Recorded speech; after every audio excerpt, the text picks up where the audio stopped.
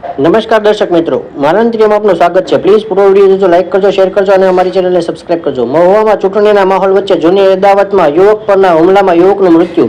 મહુવા શહેરમાં આજે ચૂંટણીના ગરમાવા વચ્ચે એક સનસનીખેજ હત્યાની ઘટના સામે આવી હતી. શહેરના નવા બસ સ્ટેન્ડ નજીક અજાણ્યા શખ્સોએ સમીરભાઈ નામના યુવક પર તીક્ષ્ણ હથિયારો વડે જીવલેણ હુમલો કર્યો હતો. જૂની અદાવત હોવાનું સામે આવ્યું છે. આ અદાવતને કારણે સમીરભાઈ રાજુલા સ્થાયી થયા હતા, પરંતુ આજે ખાસ મતદાન કરવા મહુવા આવ્યા હતા.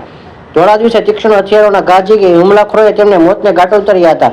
ગંભીર હાલતમાં તેમને હનુમંત અને ત્યારબાદ સરકારી હોસ્પિટલ ખસેડાયા હતા, જ્યાં તબીબોએ તેમને મૃત જાહેર કર્યા છે. હાલ મહુવા પોલીસ આ મામલે ગુનો નોંધી વધુ તપાસ હાથ ધરી રહી છે. આ ઘટનાથી સમગ્ર પંથકમાં ચકચાર મચી ગઈ છે. मेरा नाम तौसीफ है, बरोबर। हम लोग जा रहे थे गाड़ी लेके, तो उसने गाड़ी रोकी ने मेरे साले ने। कहाँ जा रहे थे? यहाँ फातेमा में, यानी भावनगर जाने का था हमारे को, टिकट कराने जा रहे थे वहाँ पे राजवाली की। तो उसने पीछे आगे से गाड़ी लगाई और उसने सामने वाले जिसने मारा ना वो पीछे से आया। तो इसने मेरे साले ने यूँ बोला कि बोले भाई देख के तो चला गाड़ी। तो उस पर 3 जन थे वो लोग, उसमें से एक जन ने बोला बोले इसको मारो बोले। अब एक जन मेरे को मारने लगा ना, 2 जन इसको मारने लगे।